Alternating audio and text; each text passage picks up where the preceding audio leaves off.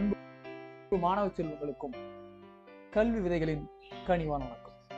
இன்னைக்கு இந்த காணொலியில நம்ம என்ன பார்க்க போறோம் அப்படின்னு பார்க்கறதுக்கு முன்னாடி நம்மளுடைய சேனலை இது வரைக்கும் நீங்க சப்ஸ்கிரைப் பண்ணாம தான் பார்க்குறீங்க அப்படின்னாலும் இல்லை புதுசாக பார்க்குறீங்க அப்படின்னாலும் தயவு செஞ்சு சப்ஸ்கிரைப் பண்ணி பெல் பட்டன் அழுத்தி ஆளுங்கிற நோட்டிஃபிகேஷன் கொடுத்துருங்க.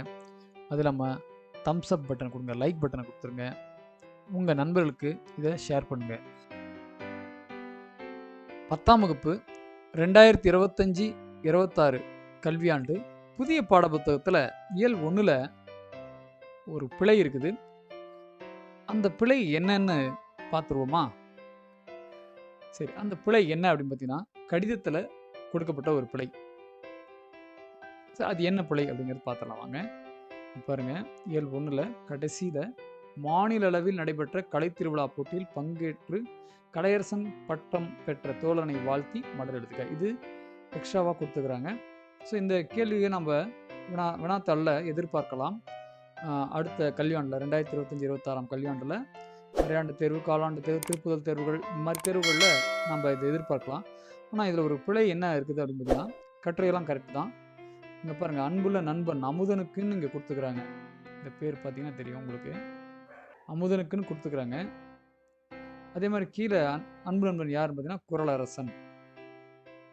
ஓகே, இதனுடைய நண்பர் யாருன்னு பார்த்தீங்கன்னா, குறளரசனுடைய நண்பர் யாருன்னு பார்த்தீங்கன்னா அமுதன். அவர் தான் வந்து மாநில அளவில் நடந்த கலைத்திருவிழா போட்டியில் கலையரசன் பட்டம் பெற்றிருக்காரு. ஆனால் அந்த உரைமையல் முகவரி எழுதும்போது பார்த்தீங்கன்னா என்ன எழுதணும் அப்படின்னு பார்த்தீங்கன்னா, அமுதனுக்கு தான் நம்ம எழுதணும்.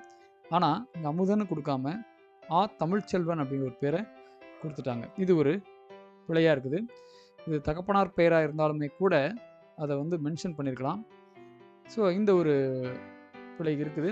இன்னமும் இது வந்து இந்த புத்தகங்கள் வந்து அடுத்தடுத்த ஆண்டுகளில் இன்னும் மாற்றம் பெற்று வரும் அப்படின்னு நம்பப்படுகிறது.